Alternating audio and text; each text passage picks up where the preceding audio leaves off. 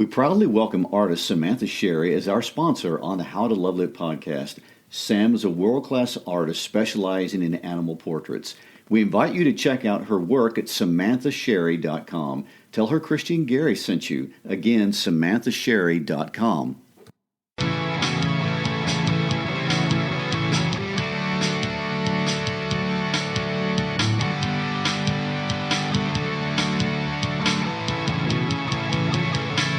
Hi, my name is Christy Shriver.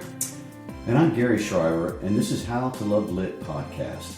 Christy is an advanced placement and international baccalaureate literature teacher and a nationally board certified English teacher. Gary is an AP, IB, history, and psychology teacher, but most importantly, he's my husband. Today, we're walking through chapters 13 through 19 of the Scarlet Letter. Christy looks at these stories from the perspective of a literature teacher and lover of words. Gary looks at what they may mean historically, psychologically, or sometimes just randomly. So, coming to you from Memphis, Tennessee, let's move on to episode number 4 of What's Great About the Scarlet Letter. The title of this episode is The Power of the A, Hester and Pearl. A quick recap. Episode 1, we met Puritan Boston in the 1600s and what was at the heart of their society. But not really. We're looking at it from the perspective of a 19th century Hawthorne's writers. We went through chapters 2 through 8, meeting Hester, Dimmesdale, and Chillingsworth on the scaffold with baby Pearl at only 3 months old. Episode 3, we delved into the relationship between Dimmesdale and Chillingworth, culminating with Chillingworth confirming the identity of Dimmesdale and Dimmesdale seeking redemption on the scaffold in the middle of the night. And today, in episode 4, we see the strength of Hester. She confronts both Chillingsworth and Dimmesdale and forces the secret into the open, delving into responsibility-taking and changing the game. All right, so here we go. Chapter 13 is really kind of one of my favorite chapters because maybe I'm a feminist. Perhaps that's the point of it.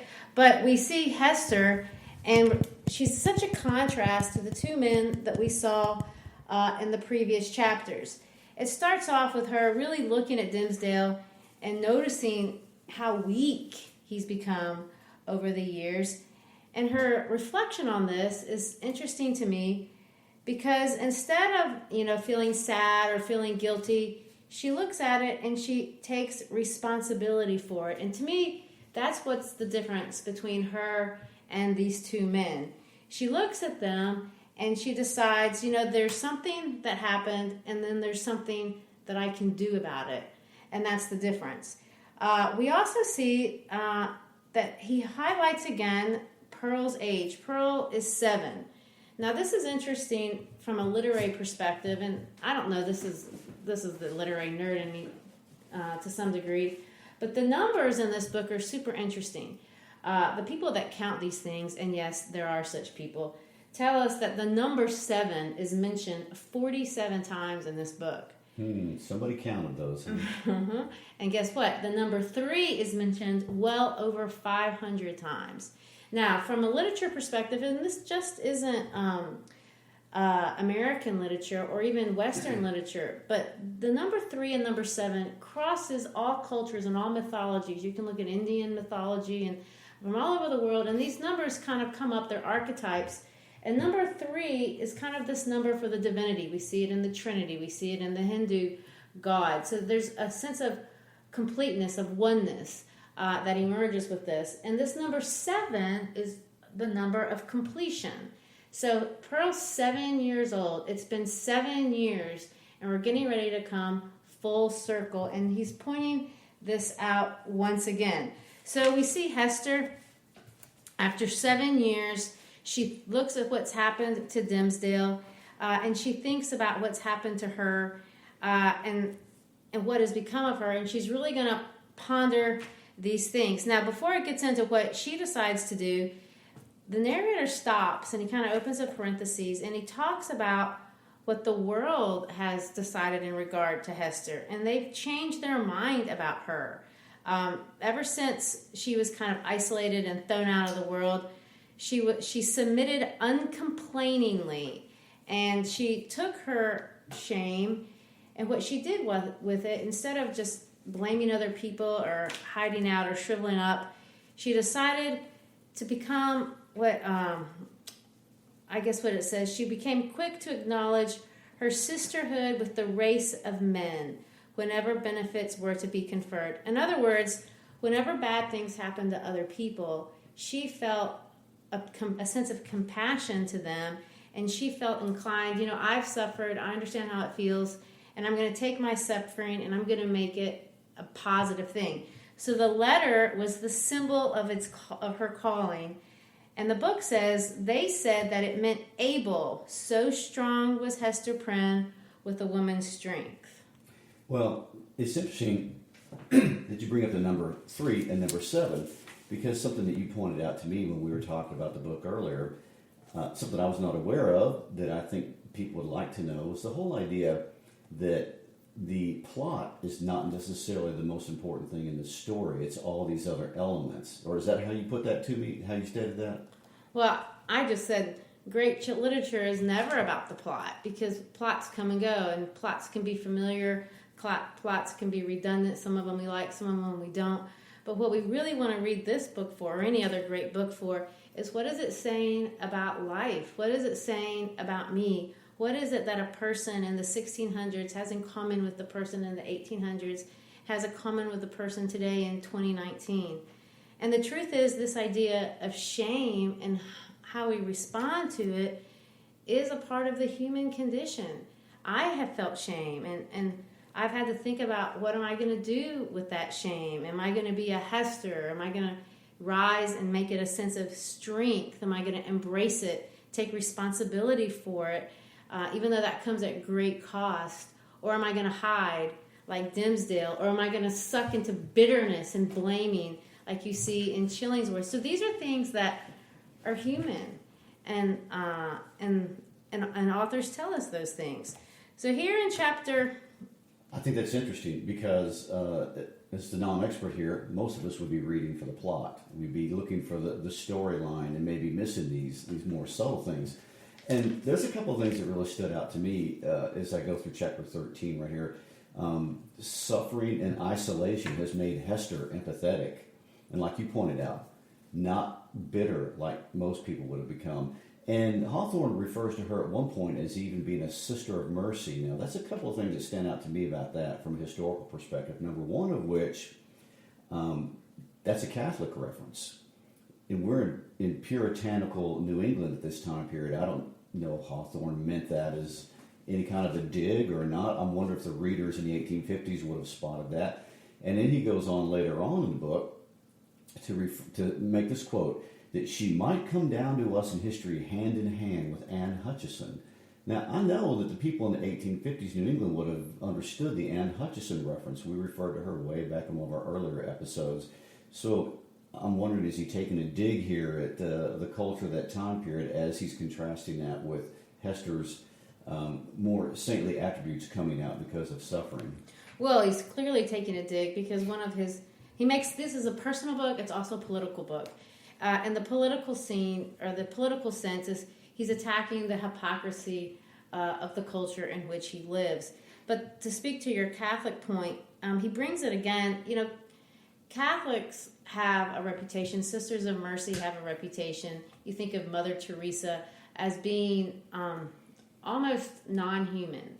They're certainly asexual. They're not men. They're not women.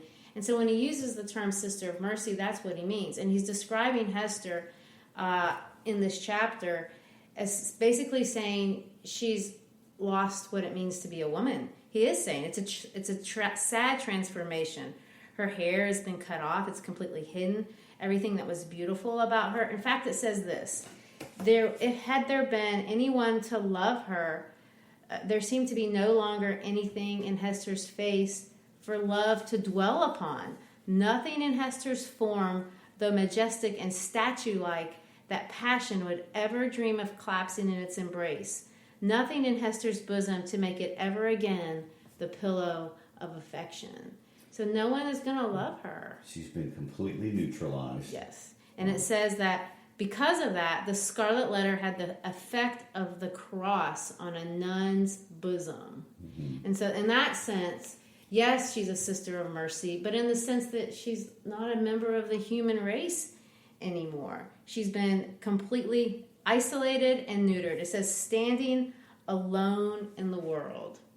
So in this sense, and this is one thing that when the people put that Scarlet Letter on her, they were trying to punish her, and they're trying to isolate her, and they're trying to show everyone, we're going to cast you out, and you're going to be subjugated to be beneath us. What this chapter points out is, in reality, that it did have that effect. It did throw her out, but it had another effect, and it liberated her mind. It says the world's law was no law for her mind.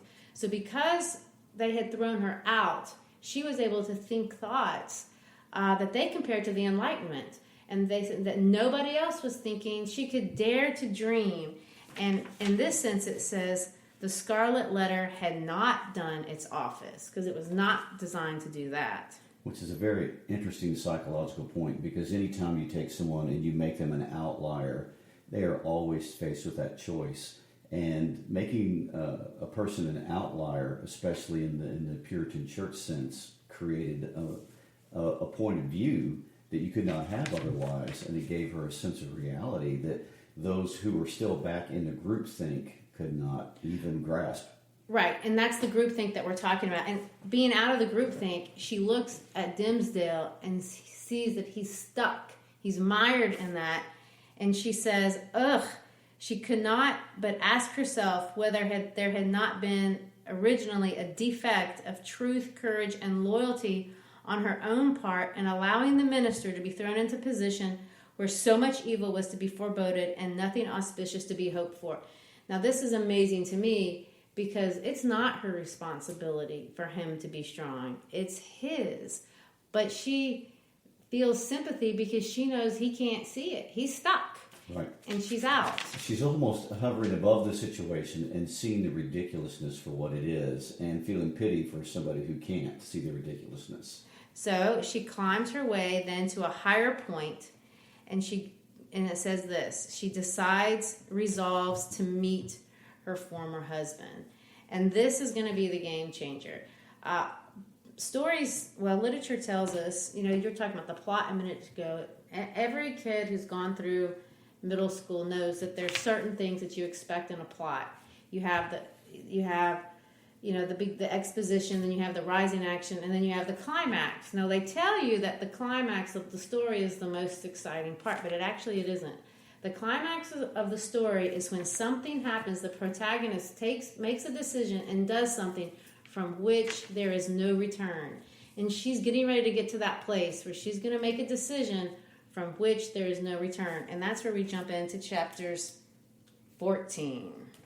So she goes over and she's going to confront the physician. Chillingsworth. Oh my gosh, this guy. So many thoughts about him as we go into chapter 14.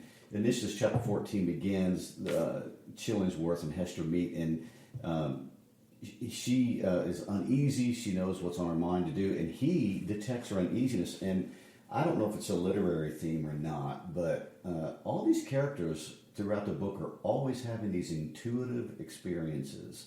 Even little Pearl, she has some of the most intuitive experiences, and I want to talk about that later on, what that means. But it's interesting, Chillingsworth, who, if I might digress on our last discussion about narcissism, one of the traits of somebody that is narcissistically disordered, they're like emotional vampires. They're very, very good at reading people. And they're very good at reading their emotions and their intentions and when they feel moments of weakness and strength. And Chillingsworth is expressing that to her very clearly, I feel like. Well, to me, that, and maybe this is narcissism too, you can tell me if it is, he condescends to her. And she comes up to her and he says, "Why, mistress?" He says, "They've been talking about you, and they're talking good things about you in that letter. And somebody even mentioned that maybe you shouldn't have to wear it anymore. And it was debated. And I suggested, I made my entreaty. I said that you shouldn't have to wear it." So he's going to condescend and basically say that he did something good for her, which he did not do. Oh, I said you could take it off. So he pretends like this faux defense, which of course he could care less about her. And of course she looks at him, that just blows right past of him, and she notices a couple of things. First thing she notices is that he's pretty healthy. For 7 years he looks really good. But she says, even though he doesn't look any older, there is a glare of red light out of his eyes, as if the old man's soul were on fire and kept on smoldering duskily within his breast until by some casual puff of passion it was blown into a momentary flame. And so basically he goes on to say, in a word, the man's faculty had transformed himself into a devil. Oh my goodness. One of the things that Hawthorne has impressed me by is his ability to walk deep into a person's innermost workings and describe this slow descent into awfulness that some of these characters make. I think that's fascinating to me. And what stood out in this initial conversation in chapter 14, Hester is going to confront him. She's saying, basically, you're doing damage to Dimmesdale. And Chillingsworth's reaction is, what evil have I done to man? And then he goes on to say, the fact that he breathes and creeps about on earth is all owing to me. And so we see complete sublimation. Everybody in the world knows Chillingsworth is trying to damage him and destroy him. But in his own mind, he's turned it into this, I've been doing all these beneficial things. He lives and breathes simply because of me. So there's a lot of sublimation and rationalization going on at that point. Well, that's true. And then there's a paradox there. Because when she says, well, then isn't it enough? Haven't you done enough to this guy? And he goes, no. She says this, hast thou not tortured him enough? Has he not paid thee all? And he goes, no, he has but increased his debt. Dost thou remember me, Hester, and as I was 9 years ago? So he's going to say, the fact that I'm a devil is his fault. So Chillingsworth is the most responsibility-free person in the whole story. He goes, the reason why I'm a devil is because of him. He made me into this because he did that and made me hate him and made me do all these things. And so, no, I have to punish him more. Interesting observation, because responsibility-free people are in real life the people that wreck everything. And what I see here, Chillingsworth has become the full expression of consuming hate and unforgiveness. And I'm impressed with how much work it takes Chillingsworth to hate this much. It has to be his constant obsession to plot and plan and find new ways to dig and harm. And of course, it's just grown, as hate tends to do, this idea that it's only increased. He owns the fact, my hatred has increased, my consumption has increased, everything has just gotten worse and worse. And of course, Hester basically says, okay, well, whatever. I'm going to reveal the secret. Okay, whatever. Yeah. What will be the result? I know not. So she goes on to say, do what you're going to do. And when you get to that place in your life, do what you're going to do, then you have real strength and real freedom. And he owns this. And he goes, wow, woman, I could well nigh pity thee, but because he's going to say, you have such great elements. I pity thee for the good that has been wasted in thy nature. So, too bad you're such a nothing, because you're awesome. You have these awesome strength that I have to admire. And she goes, well, I pity you for the hatred that has transformed a wise and just man to a fiend. And then she goes on to say, forgive and leave his future retribution to the power that claims it. And he just can't do it. He can't. He's too consumed. He's projected so much of his shame onto Dimmesdale. And you know what? He's so far into it now, he's forgotten maybe even why it even mattered in the first place. It has become his nature. And of course, I love this line. Let the black flower blossom as it may. Now go thy way and deal as thou wilt with yonder man. Then he waves his hands and he's going to go about gathering herbs, and of course he has this fascination with the earth that we'll talk about a little bit later. Okay, so is this wave a dismissive wave, like go child, do whatever you think it is you need to do? I think or is so. Okay. I don't know. He hasn't learned to fear her yet, because he will. I mean, that's the thing about literature. You can, in your own mind, it's a story that is, playing out in your head, and I kind of take it as a dismissive wave, but it could, it just says he waved his hand. Okay, and went back about his business. So he, at this point, truly believes that the Dimmesdale nor Hester have the courage to stand up and take him on. I think he knows that she does, but he, maybe he's a little curious about what's going to happen. And he has total confidence that Dimmesdale is going to fall and crush. But what's interesting is when we get to chapter 15, we start to see the symbolism of nature really kind of coming out into fruition. And this is going to talk about the plot not being important. If you're reading for plot, these chapters are really boring. But hopefully I can make it a little bit more interesting for you. Please tell. So when he walks away, Chillingsworth walks away, Hester just looks at him, and you see him interacting with nature, or maybe her thinking about him interacting with nature, and she wonders if every step that he takes, like the earth dies, like it goes to dirt underneath his foot, because the earth, God himself, recoils at this man's essence. And of course, you see that there's a dark circle, an ominous shadow that envelops him wherever he goes. The idea being that light, God, will not shine on this man. Wherever he goes is a trail of darkness, which is interesting because when we see Hester in the next chapter, wherever she goes, there's a trail of light. God's shining, God's goodness is wanting to point out, I like her, I hate him. And so she looks at this guy, and she sees him in this dark cloud, and she goes, be it sin or no, I hate the man. And, she thinks about her life. She had been married to him. She had been with him. And she didn't hate him before. She may have even liked him before. But now she recoils, and that's a deep, deep sense of hatred. But not in the same way that he hates, because it's not going to reflect itself in this behavior of aggression. Well, and that's interesting because the line that stands out to me, she says, I hate him more bitterly than before. He betrayed me. He has done me worse wrong than I did him. And so she's beginning to take stock of the depth of what all this means. And here's what I see that's very interesting. And we see Dimmesdale and Hester commit a sin of passion, which is a one-time event, short-term. But what we see in Chillingsworth is a calculated attempt to destroy the whole central core of who a person is. And in that regard, she's right. He has done me worse wrong than I did him. They gave him some potential short-term shame. He's made it his goal in life to destroy them at their core.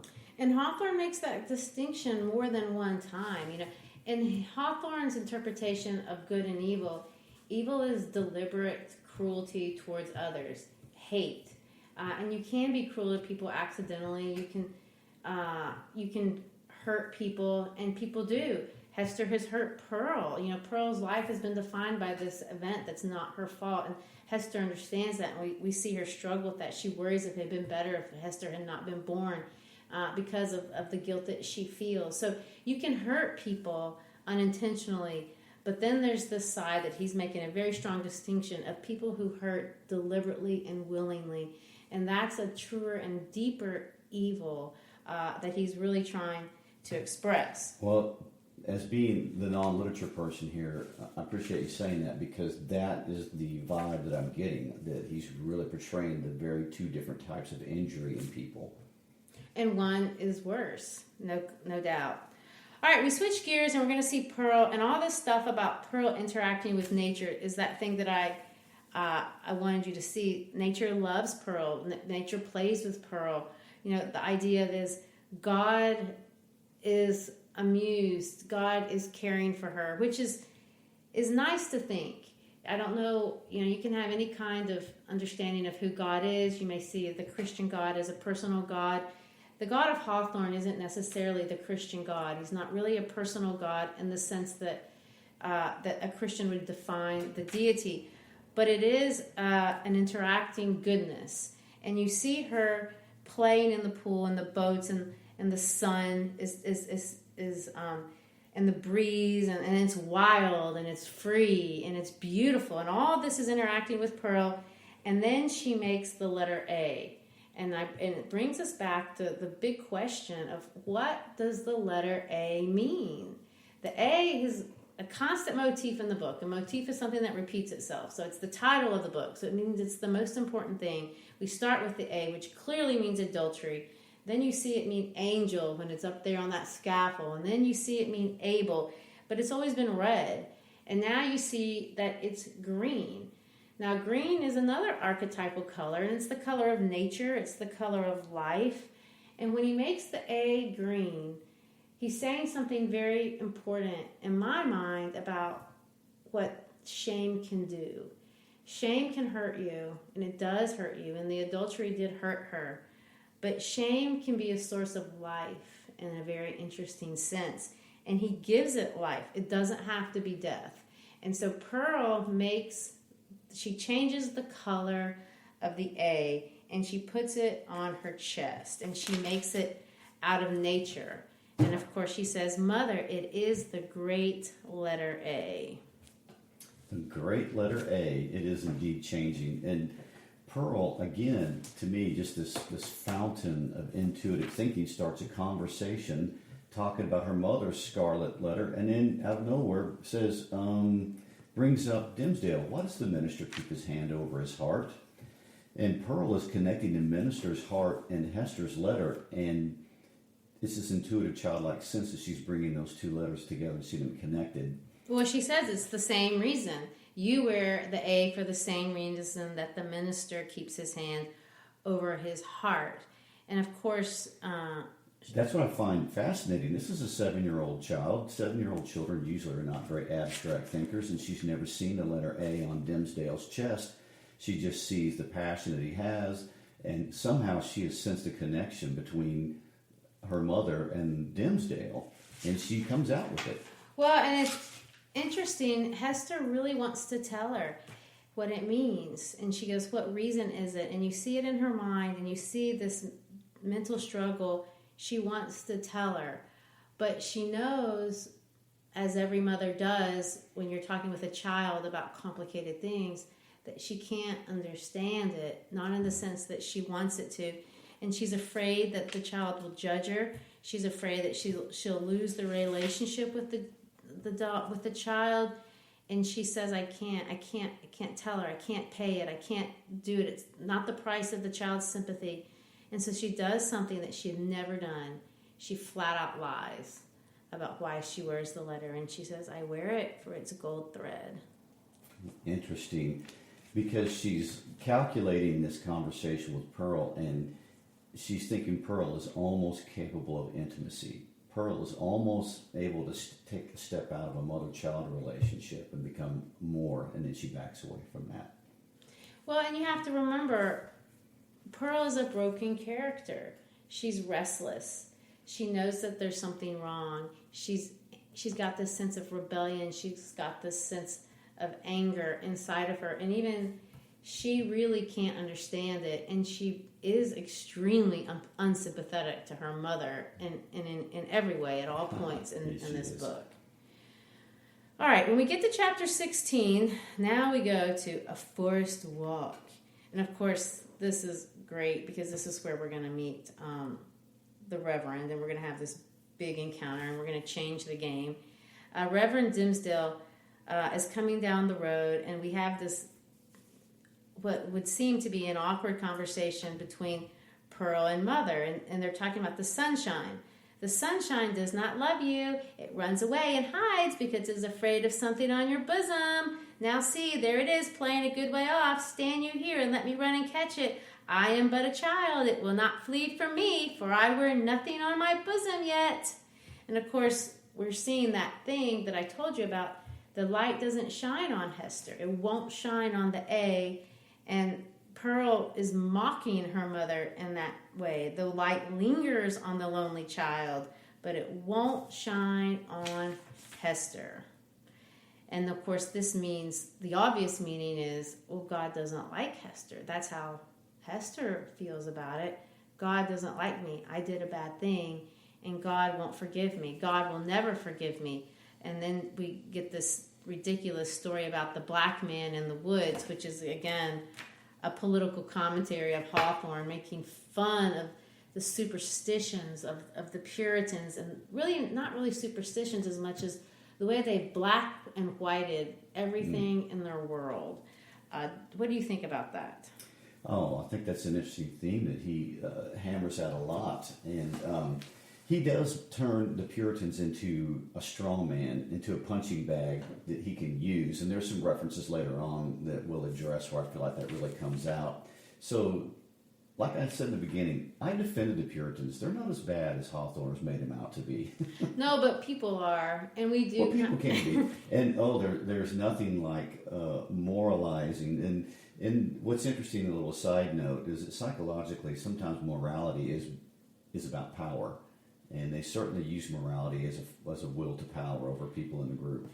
And maybe the Puritans are just an easy way to talk about that without being critical. It's easy to make fun of people, 400 years after they're dead and gone, they can't defend themselves. So, yeah, it's easy to say that they believe there's a black man in the woods and he's going to come and you're going to do something, you're going to sign your name in his book, and then you're going to put this mark on your bosom. And of course, that can't possibly be true. Well, what was interesting about all that discussion is that as Pearl was talking about it, to me, it looked like Pearl wasn't even afraid to discuss it. Like, I want to meet the black man. I want to see his book under his arm. Because it's ridiculous, and Pearl can see the ridiculousness of it. And of course, her mom says, well, I did meet him one time, and this Scarlet Letter is his mark. And of course, the chapter kind of is going to wind up with this reference to a brook. Now, a brook, again, you're getting into a little bit of literary symbolism, is water. And water is an important theme or an important archetype. Water in all of literature is this flowing. It kind of represents eternity because water is a cycle. It comes around. But this water is sad. It's melancholy. And when she interacts with it, it keeps saying, what does this sad brook say, mother? If thou hast a sorrow of thine own, the brook might tell thee of it. So in other words, even the brook is really saddened by what he's seen in this society. He's saddened by what he's seen in Hester. And Hester thinks they're sad at her. But we're going to understand later that they're just not. The brook is not sad at her, but he's sad at what has happened to her. And in this sense, and at this moment, she's going to see the little minister walking up the path, haggard, nervous, despondent. And he's beyond sad in the sense, and maybe this is clinical, I don't know. He's not, it says, death was too definite an object to be wished for or avoided. So he's not living, he's not wanting to die, he's just nothing. Well, I have plenty of things to say about Dimmesdale in the next chapter, but I wanted to mention a couple things about Pearl as they're having this conversation where she's taunting her mother a little bit. Hawthorne has Hester have the thought of, she wanted a grief that should deeply touch her, meaning Pearl, and thus humanize and make her capable of sympathy. So Hester was almost wishing a pain on her child so her child would be more sympathetic. Anyway, and then it goes on. At the very end here, Pearl has one more fit of intuition as they see the minister approaching. And near the chapter, she asks about the minister, why does he not wear it outside his bosom as thou dost, mother? So here's a child who's never seen Dimmesdale with his shirt off, and yet she suspects there's a scarlet letter inside of him that matches the one his mother has on the outside. Thought, wow, this is a very insightful 7-year-old child. And of course, that's the question. Why doesn't he? Because he's hid it. All right, so chapter 17, and this is kind of, to me, I view this chapter as almost a cartoon Disney-like thing, because you have this Arthur Dimmesdale is going to come up, and it says they're like ghosts, two spirits intimately connected in a former life, but now stood cold shuddering in mutual dread. So it's this surreal setting. and they're going to glide almost in a dreamlike sense into the woods, and they're going to have this discussion. And he's going to look at Hester, and he's going to say, Hester, hast thou found peace? And she's going to say, hast thou? And he's going to go, no, none, nothing but despair. And he's going to say, it's ironic. If I had been an atheist, I could have found peace. But I can't, because I'm not an atheist. And people revere me so much. And I'm in spiritual torment. I'm the most miserable. And of course she says, but everybody looks up to you. Look at all the good things that you do. So just like her, he's been doing a lot of good for the community too. She has found peace in that, and he has not. Well, an interesting divide occurs right here to me. I call this chapter the deep discussion. They're going to get into all kinds of things. And first of all, he starts off with, woe is me, I'm so poor. Talking to a woman who has suffered a great deal in the last 7 years. He's clearly not demonstrating any empathy towards her, or at least saying, you are the only person who can understand my suffering. He doesn't even go there. He goes on to the hopeless. And as I read about all this hopeless despair, I'm thinking, why can't he get past this moment of inauthenticity? That's what he labors over. He's got this one indiscretion in the past. He's got this lifetime of good works. And he is allowing the one indiscretion to completely define the whole rest of his life. So he's hung up on this idea of authenticity. He can't resolve the cognitive dissonance. And what I find very interesting about that is that most people resolve inauthenticity very well, very easily. The whole clinical, psychological, and counseling therapy system exists to help people resolve their disconnects and their inauthenticities. So why is Dimmesdale so hung up on his authenticity to the point of everything else?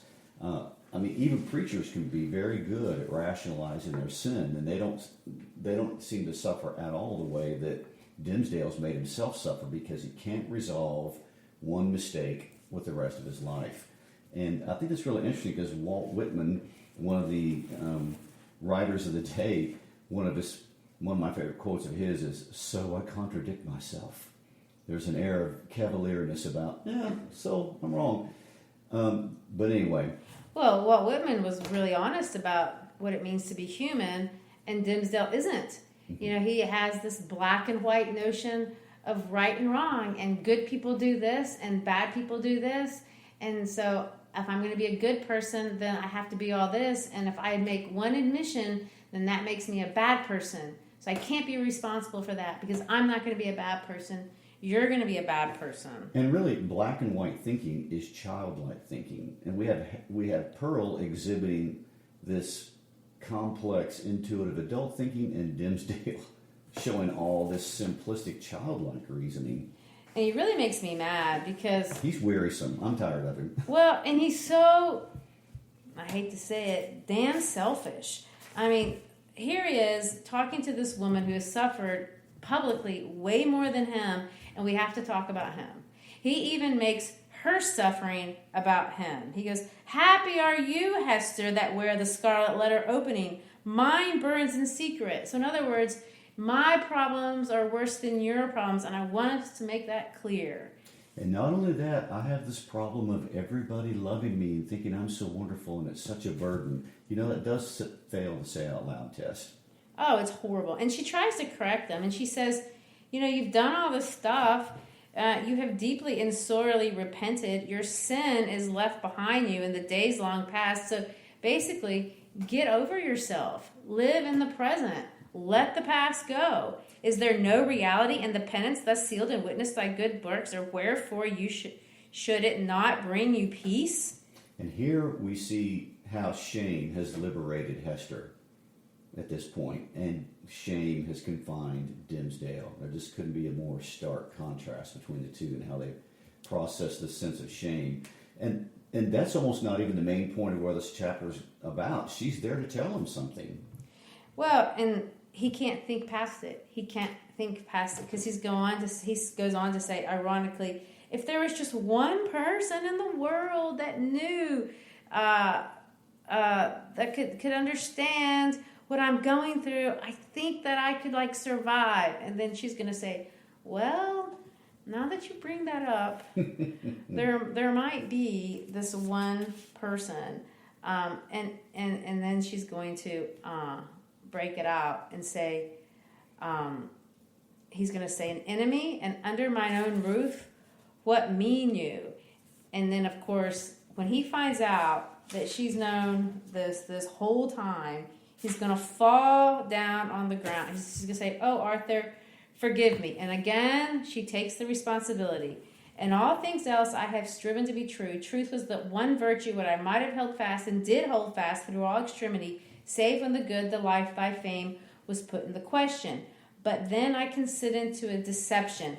So bottom line is, the reason why she kept the secret of who Chillingsworth was is because had she told Chillingsworth, Dimmesdale would have died. They would have hung him for what he'd done. So she really didn't really have a choice. But he goes on to say, that old man, the physician, he whom they call Roger Chillingworth, he was my husband.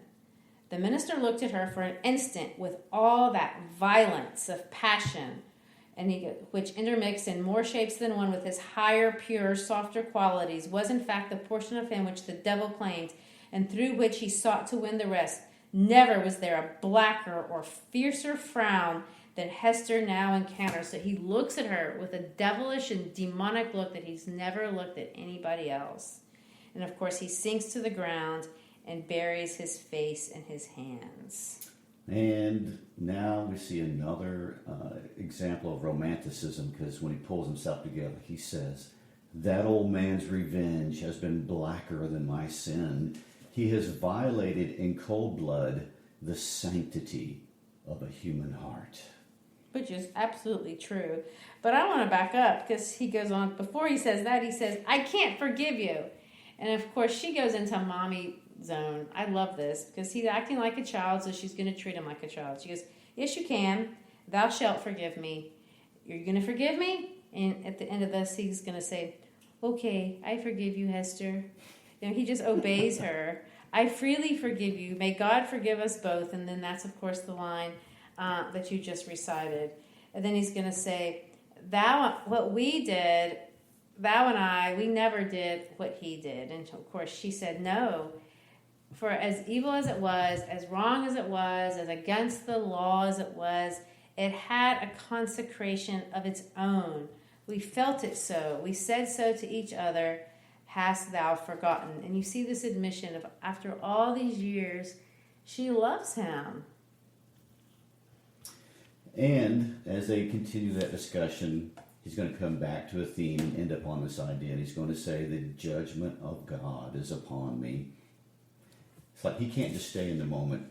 And I find that interesting because God gets a lot of blame for Dimmesdale's self-obsession. Every time he goes into a bout of self-obsession, God's going to get blamed somehow for it. I find that interesting. And so Hester takes the tactic of, okay, well, now that we've outed Chillingsworth, and now that we've talked you out of your pity party, let's run away. The whole entire world is out there. Well, before we get to that, he has to have another pity party, because he's going to say, oh no, now that Roger Chillingworth knows that you told me, he's going to expose. So he immediately, again, makes it about himself. And of course he's going to say, think for me, Hester, thou art strong, resolve for me. So, I mean, he cannot make one decision at all. And this is a man who's clearly regarded as the most intellectually capable person in the whole entire colony. Well, and then that's what she says. She says, we could leave.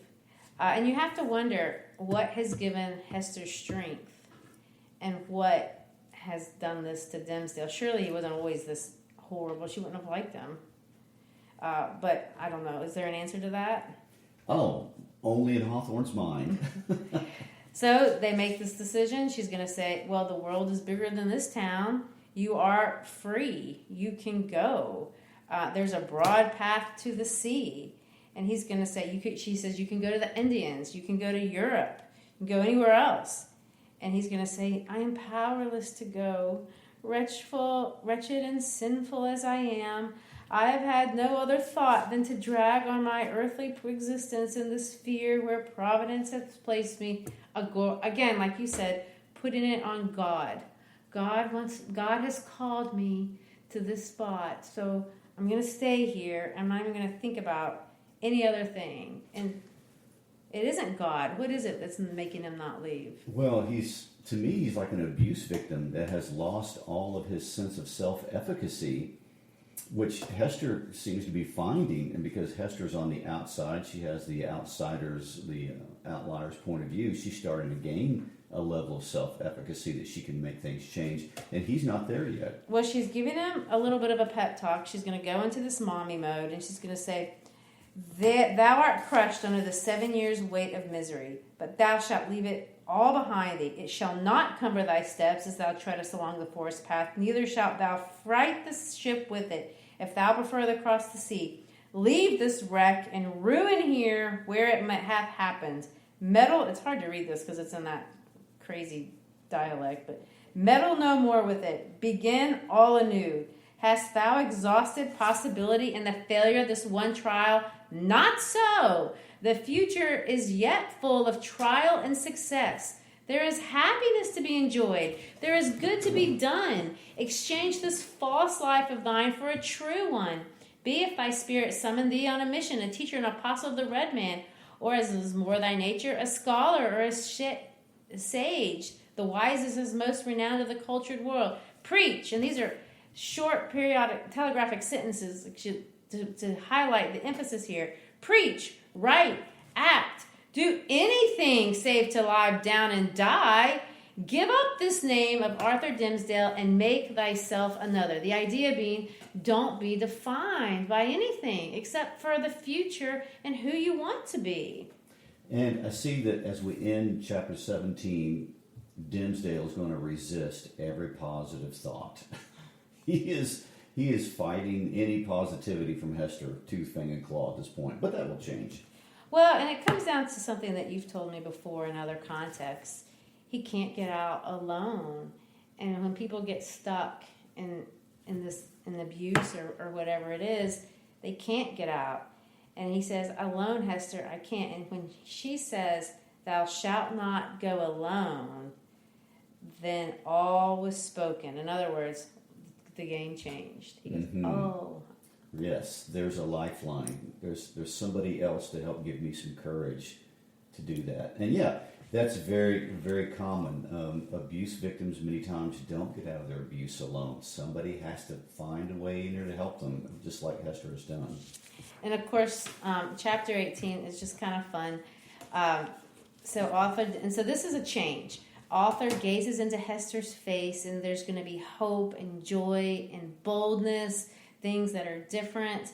The Scarlet Letter was her passport into regions where other women dared not tread, shame, despair, and solitude. These had been her teachers, stern and wild, but they had made her strong, but taught her much offense. And of course, where we're going with this is that she's lost something. She's gained something, but she lost something, and she's going to get it back. Remember, she'd been the sister of mercy. She'd been the nun. She'd been asexual.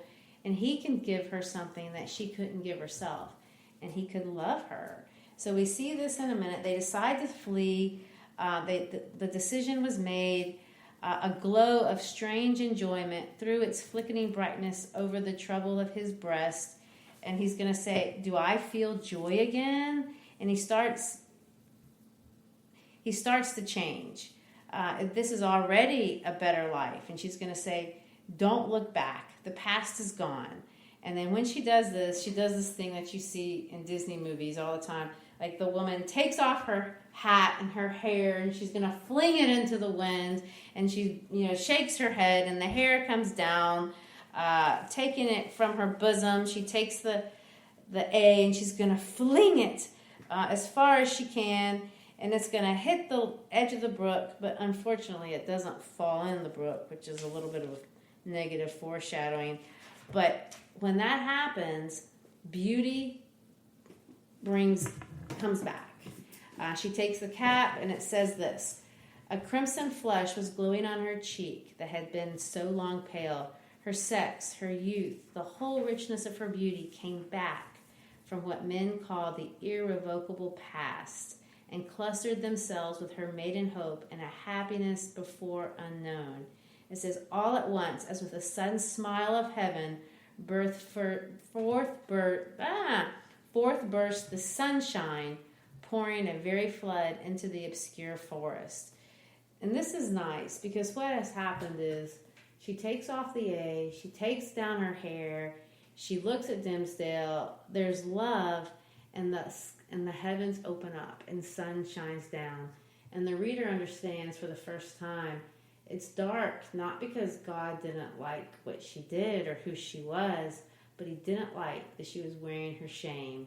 And the minute she took it off, her beauty came back and the sun shines on her again. And we cannot highlight that idea enough right there. To me, that's a huge turning point in the whole story, that perspective change. I find it interesting, and this is what I think Hawthorne is really amazing. The way he writes and describes a person in transition, when you watch somebody have this sea change in their whole worldview and their mind, and it leads them to a degree of freedom they've never had before, it's an amazing thing to watch. And I wonder, who did Hawthorne know?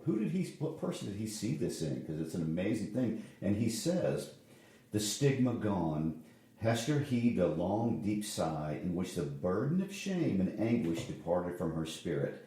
Oh, exquisite relief. And here's what I think stands out. She had not known the weight until she felt the freedom. So there's just this amazing transformation of now she's going to be able to divest herself very quickly of a lot of dead weight. And of course, such was the sympathy of nature, the wild, heathen nature of the forest, never subjugated by human law, nor illumined by higher truth with the bliss of these two spirits. Love, whether newly born or aroused from a deathbed slumber, must always create a sunshine, filling the heart so full of radiance that it overflows upon the outward world. And he's making a religious commentary. The essence of God is not rules. The essence of God is love and forgiveness. And that includes forgiving yourself. Which is an interesting point that the minister was never aware of. And of course she immediately thinks, ooh, I want you to meet Pearl, which is a whole nother complication. And of course, every mother, when she finds a man that she falls in love with, and this is really true, I think of divorced kids here. You know, you have like this stepdad or whatever, and you're going to love him, and they never love him. And of course, this is her mistaken, it's such a typical thing. Oh, I want you to meet my child. And of course, which is Dimmesdale's child also. Yeah, but he doesn't know it, and Sure. It's not really. And so she goes, "You're gonna love the kid," and he goes, "The kid's not gonna love me." Oh yeah, the kid's gonna love you. And of course, the kid doesn't love her, doesn't love him at all. But anyway, so she falls off. She calls out, "You'll love her. Go get her. We'll go get her." Pearl is out there playing with nature, and of course, it hyperbolizes her relationship. She plays with a partridge, with a pigeon, with a squirrel, with a fox.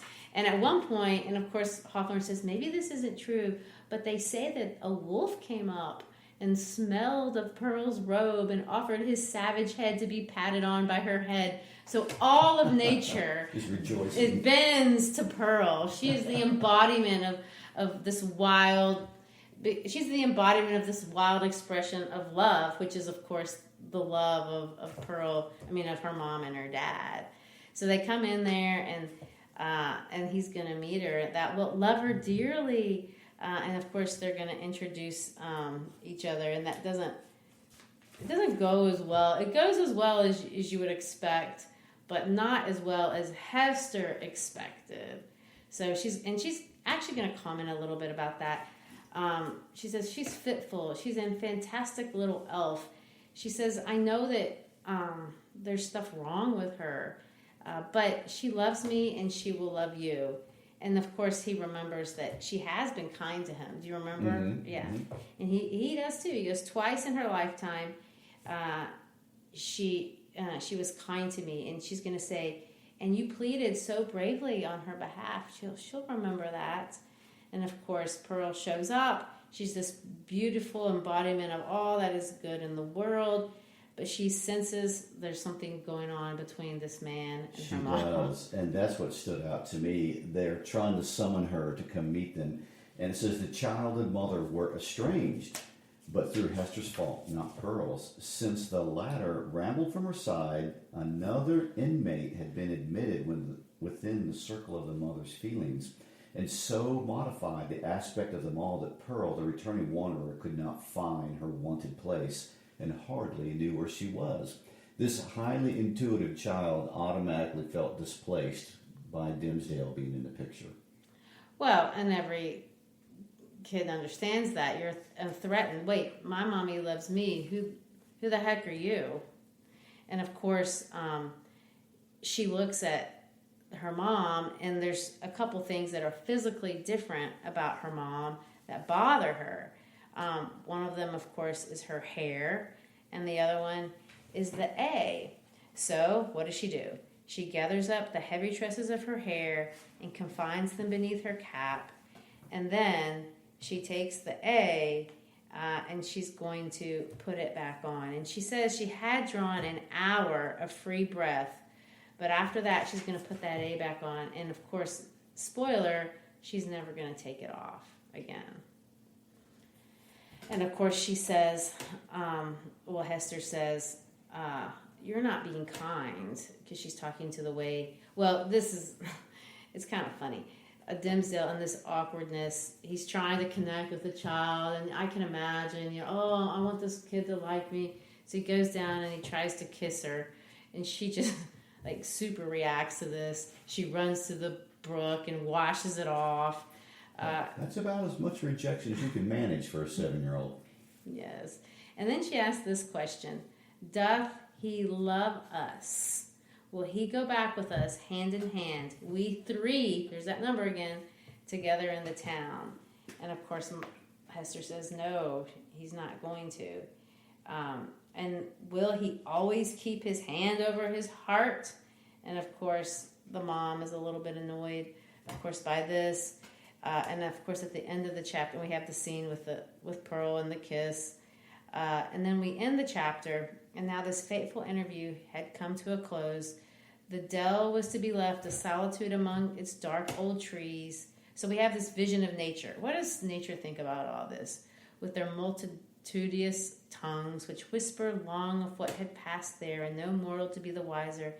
And the melancholy brook would add this other tale to the mystery with which its little heart was already overburdened, and whereof it still kept up a murmuring babble, with not a whit more cheerfulness of tone than for ages heretofore. Kind of suggesting that the river has seen this before, and it's not, it's still melancholy. So, I don't know. Take it for what it's worth. Well, and my last thought on this too is Pearl has this another flash of intuition and asks, does he love us? And basically wants to know, will he own us publicly? And when the mom defers and basically says, not yet, she will not embrace Dimmesdale. And I think that's important to remember, that as long as he won't publicly own her, she will not privately own him. And hence ends chapter 19. All right, well, to sum up a few things that we've looked at here today, Hester has confronted Chillingsworth. She's put him on notice as she tends to expose him. She has her secret rendezvous in the forest with Dimmesdale. They talk about their relationship. They decide they're going to make a run for it. They bring little Pearl into the picture. And what do we need to look forward to next time we're together? Well, the next time we're together is the big reveal, the final scaffold scene, and what does it all mean? Next time on How to Love Lit.